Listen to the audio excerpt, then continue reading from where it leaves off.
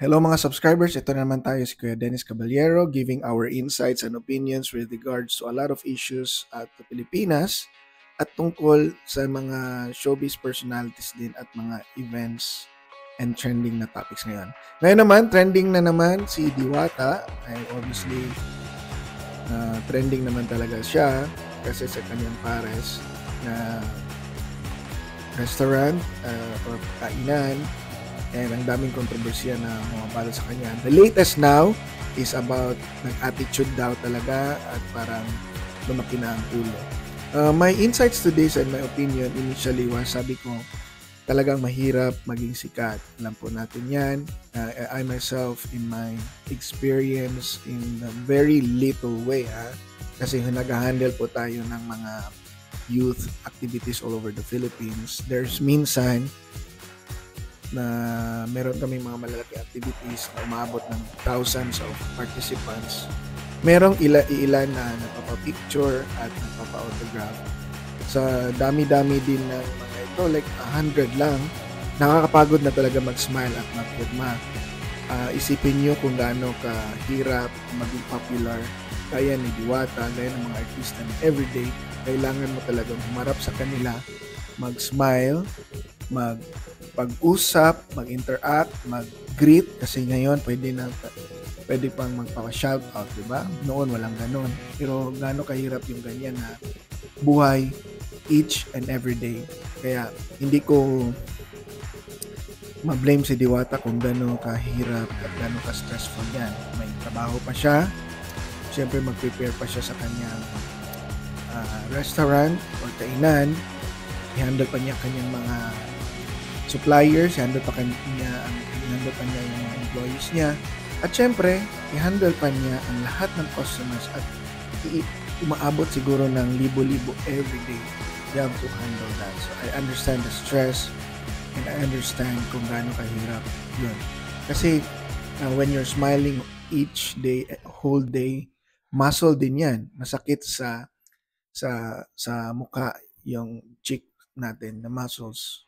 Kung tutusin, di ba? I don't know. You try it. Try smiling whole day. Kung nakakapagod maging malungkot, nakakapagod din nagsasmile whole day. Nakakapagod din mag-picture, nakakapagod din mag-shout out. So, yun ang take ko sa nangyari kay Diwata. But, we will show you a lot of clips now that will also a little bit change your mind and opinion. My opinion changed a little. Nasabi ko, this is a two-way na street. Meaning, kung dapat natin intindihin si Diwata, dapat din natin intindihin ang saalobin ng publiko. Diwata, in your stature now, gusto kong mag-suggest lang po, in my humble opinion, na maybe you should handle better ang ating mga followers, our fans, our customers.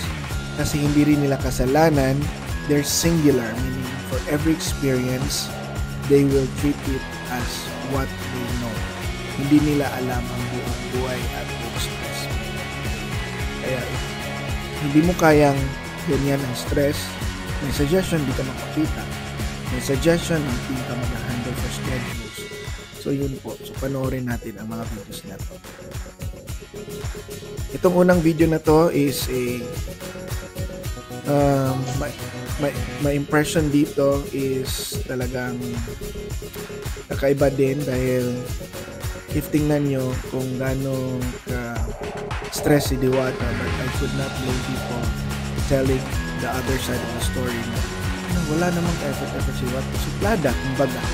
So, paano mo ma-justify yung stress mo dyan kung hindi ba? Diba? Kasi they're just happy to see you but you did not reciprocate yung happiness nila. Ito naman, gustong magpa-shoutout. Idol Diwata.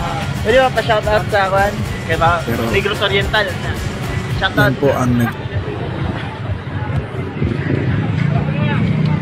Inaabangan kaya ata Miss Diwata, oh. Bati naman yan. Ilipas din yan, kuya. Sino ang magdadrive? Antayin lang ko at sandali lang mamaya.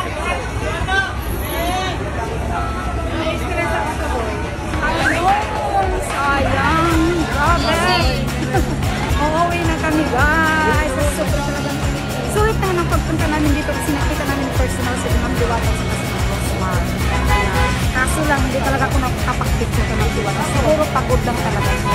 Pero sobrang dami ng tao. Nag-close up lang, baka naman bigyan ng trabaho mo na ako, hindi ako magtrabaho eh.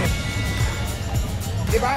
Diba sabi ko may time naman para sa interview ng vlogging, sa picture-picture. Bigyan naman ako time para makakilos ako sa tindahan ko kasi mas priority sa akin yung tindahan ko. Paano ko yan ma-handle?